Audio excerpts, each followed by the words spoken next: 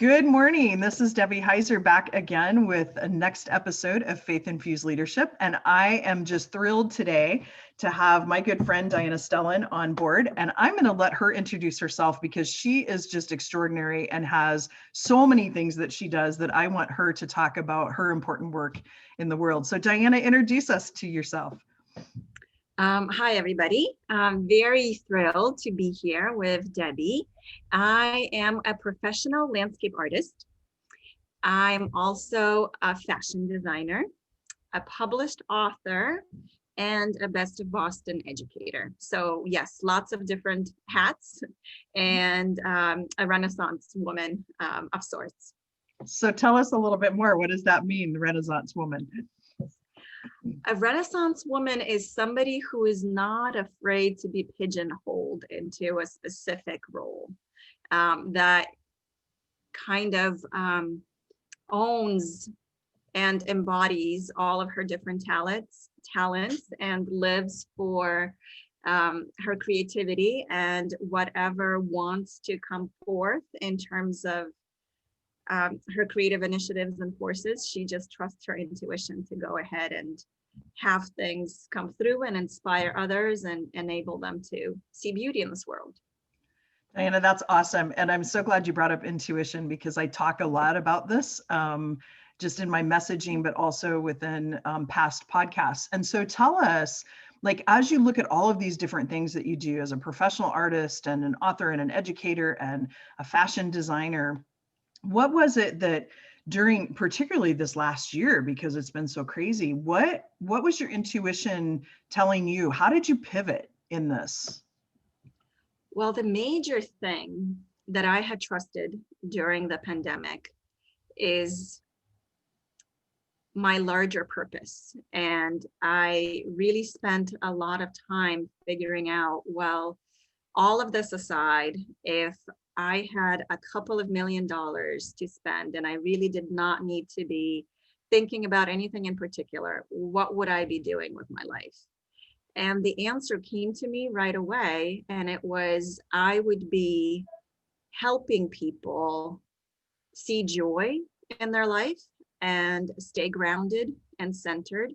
And the only way that I know how to do this is through art. So that is actually one of the major things that I am pivoting towards and working on right now. I decided that if I had all the money in the world, I would be running events where people could invest in art, and that in turn would help with their mental health and staying happy as much as possible and grounded. So I'm working on this large scale auction right now in collaboration with Hollywood and 2 different mental health charities, and it is happening in 10 days, which is very soon. Yeah, and by the time everybody gets this, it's going to be closer to that date. So share with us the date, because this will go out here in the next week or so. And so I want listeners to be able to know what the actual date is so that they can take a look. And I'll ask you too where they can find out more information about it.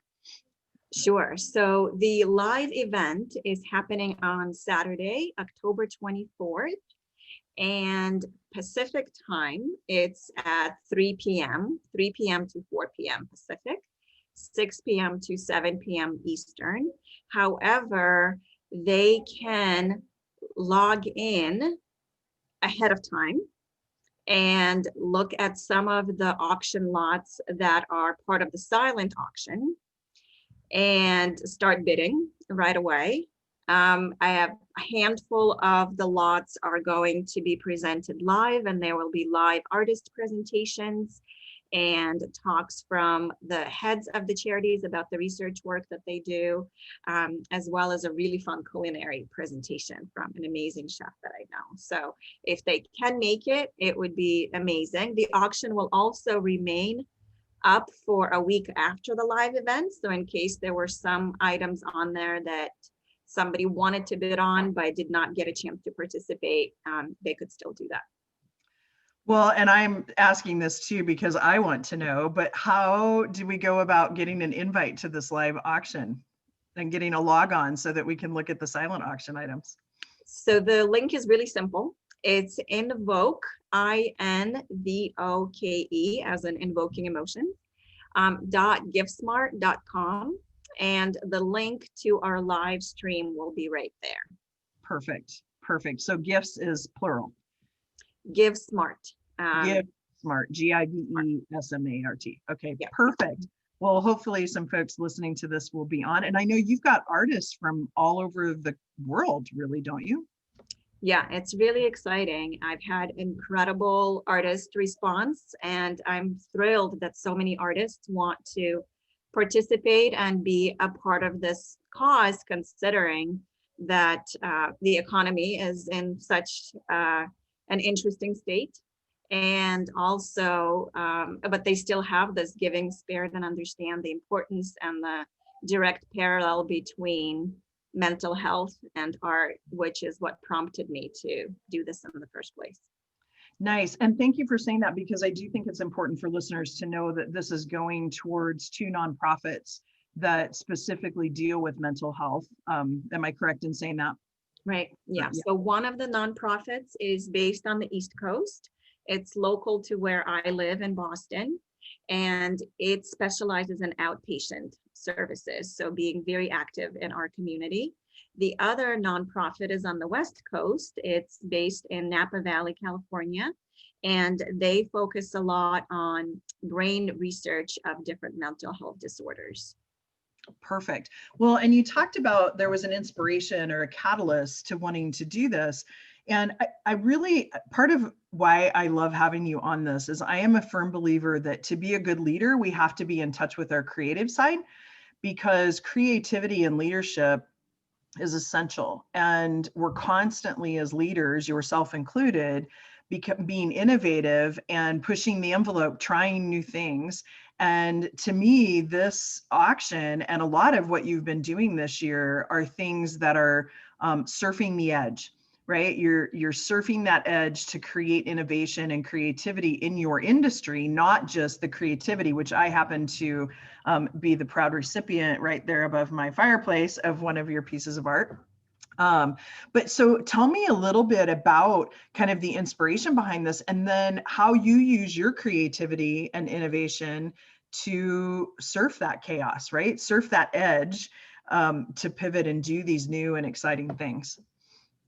Yeah, this is definitely very new to me. So I, for 7.5 years, ran a for-profit gallery and made tons of great connections. Kanye West was one of my big clients. I met all kinds of interesting folks. I lived in Palm Beach for a while. We opened a number of different locations, and the job was incredibly stressful in a lot of ways. It was great. It was exactly what any mother would want for her child who went to school for art, because it actually brought in money. But at the same time, because it was all sales, and then there was the crash of 2008, it was really challenging a lot of times. And after I had lots of periods of insomnia and had a second miscarriage, I decided that I don't want to be part of this world anymore, and I left. And this auction to me is kind of a way of bridging everything together. I tapped a lot of my gallery contacts, a lot of gallery artists, and past collectors who have supported me through the years, and used a lot of the skills that I thought I didn't have anymore in terms of putting together a grand event. I did run auctions before, live auctions for my gallery. So this is all just kind of bringing it all together. I've never really done a nonprofit event. So to me, that part, the part of giving back and doing all this for someone else, and for the larger good of this world, is new, and it feels amazing. And it does feel like I'm walking on the edge of something, not quite sure what, but it certainly is bringing a lot of all kinds of creative energy forward. So I know, because I have the privilege of knowing you off camera here and spending some time with you, that you have worked really hard this year to even accept that you're a leader in your industry. So tell us, if you don't mind, a little bit about the process that you've been going through to accept the fact that you are a leader. It's quite a process. There are definitely lots of blocks there that I think all of us are dealing with. And one of my favorite quotes that I keep leaning on every time I am in a rut is something that I had heard about Kate Winslet back in the day, about how she said to someone that every time she comes on stage, the first thought that comes to mind is, do they actually know who I am? What am I really supposed to be here? How did I get here? Who the hell do I think I am to even be a part of this? So those loops are definitely there, and I think it's an everyday journey to be listening to that judging voice and to come back to center and to come back to the larger purpose and realize that all of us have a light that we can shine onto others, and there's this amazing light that people see in me, and it would be a waste of my talents to not be using them and to not step into my worth and my power.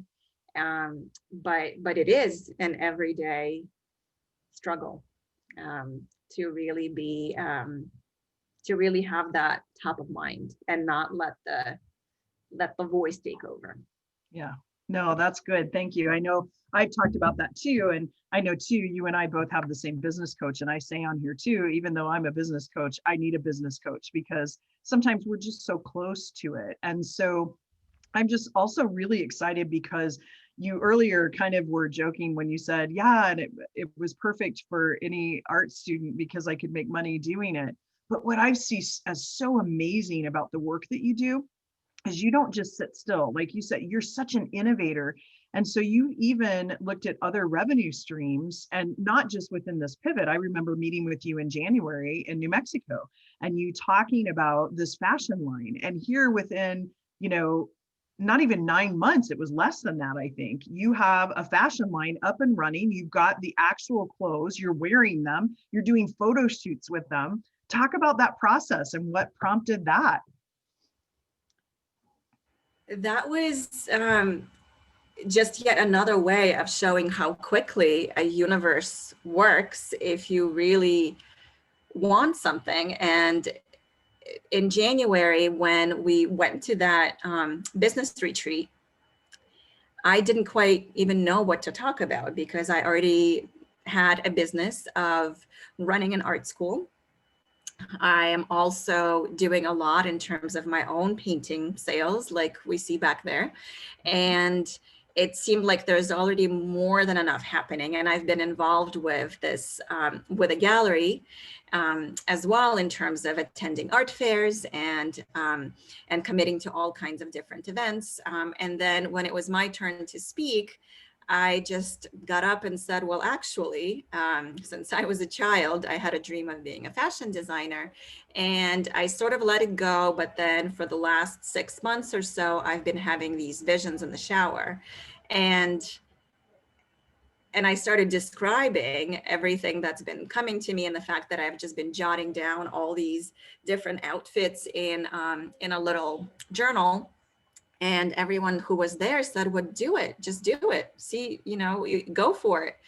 And this was right before the pandemic. And it's funny that the pandemic was actually a perfect time to be working on it, because I had a lot more time on my hands to really sit and think through what the first line is going to be like, to get in touch with somebody in Argentina, actually, who then became my technical designer and got all the technical flat packs done for me. And then all the tailors were sitting around with no work. And it was once again perfect timing for them to be working on a large project like this. And they were grateful for the work. So it just worked out really well. And then actually in less than 6 months, I had the sample line made. And the tricky part to COVID, of course, is that we can't really meet in person and have the really fun trunk shows and focus groups happening. I had a couple, and I've had some private appointments, and I've had some incredible photo shoots, which have been a lot of fun, and once again tapped into my gallery network. And one of them was in a gallery that used to be a competitor of mine, and it just feels like it was meant to be. And it was so quick and easy because it was just meant to be. Well, and isn't it amazing when I think about faith, religion aside, but when I think about faith, it's about accepting that decision. And so you had made this decision, and this was a heart-burning desire of yours, and that next step appeared. And then to your point, it just became easy because then the next step appeared. And when I say it became easy, it takes hard work, and you worked very hard to get that to happen. And it's not magic, right? Like, as our coach says, it's not magic. And so you do have to take those steps. But by focusing on just that first step, you were able to then see the next step and move into that and continue to move into that. So hats off to you.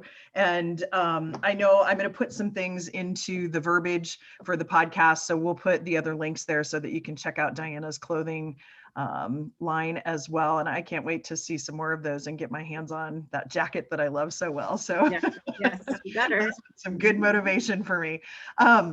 The last thing that I really want to touch on, Diana, is one of the things too, I know I keep saying I'm in awe of you, but I don't think you really have any idea of how much I'm in awe of you, because the last thing I really want to talk about, and specifically for other women and men out there who are entrepreneurs or solopreneurs, or even career-based people that have children, because you have 2 children, correct? 3. I see, even more in awe, right? For some reason I was thinking 2. So you have 3 children. You run an art school, because that's still happening, although you're not teaching as much. You have other teachers that you lead and manage. You have your fashion design. You are doing these commissions, now doing this big event for the proceeds for mental health. And I look at all of these plates, or for your industry, canvases that you're juggling. How do you do it? Well, it takes a lot of discipline and a lot of time blocks and figuring out what is a priority on a specific day, and how much time can I devote to this thing or the other thing. So for instance, I have a very clear separation in terms of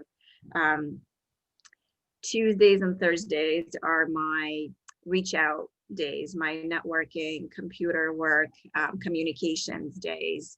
I do all of my interviews, all of the learning that I need to do, and meetings on those days primarily.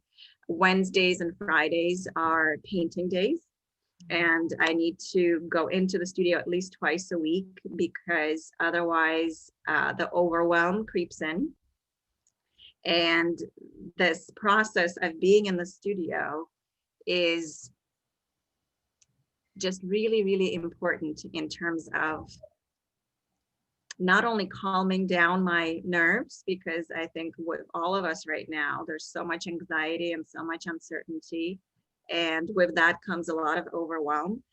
But it's also a way to also help me prioritize, because that's essentially what my book was about as well. I started seeing a lot of parallels between what I am struggling with in a particular painting and parallels and similarities with my psyche. So for instance, this morning, I needed to go in because there's just a lot going on with the auction prep and the commissioned work and the school and the kids, and you probably hear some of them in the background, and I apologize, even though he was told to be quiet.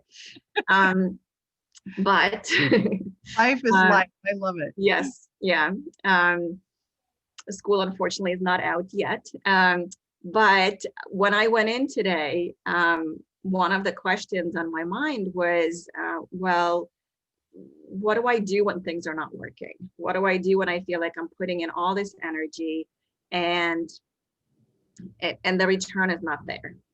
And the answer was quite simple. I just kept on working on this relatively new painting, and there were certain areas that I really needed to focus on and use up to 3 or 4 palette knives, because I kept getting distracted and I kept telling myself, well, no, you got to focus.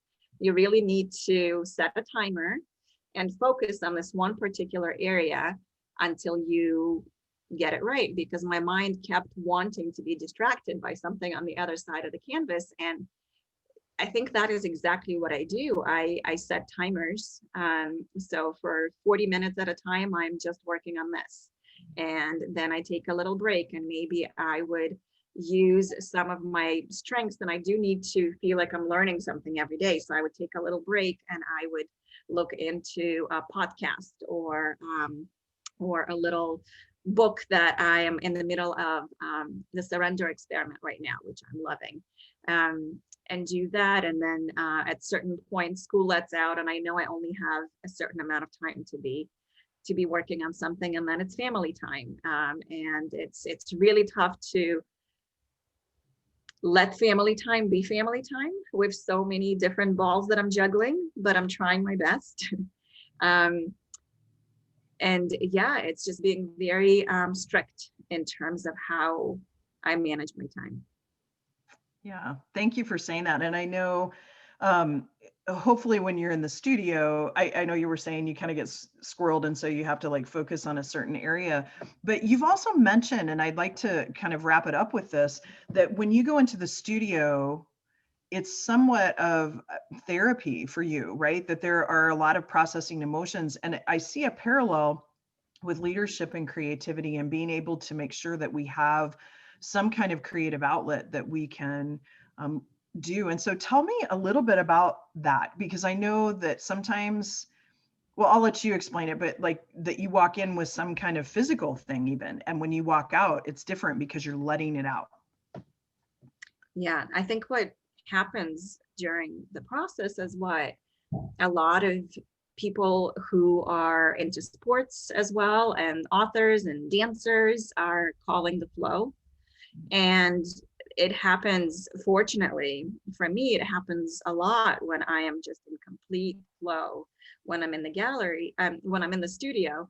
And that voice, that kind of always criticizing, judging voice, moves further towards the back, and it's almost like this energy that needs to come out. And a lot of times I have my music blaring and I feel like Latin dancing, or on other days I feel like it needs to be a Metallica day, and I just let it out. I let all the positive and negative emotions out, and some of them are just slashing the canvas, and therefore my paintings are very expressive. And then on other days I go in and it's more of a classical music day and just toning things down. And I love this layering practice, because then you can see all the different sides of you and you're not judging them.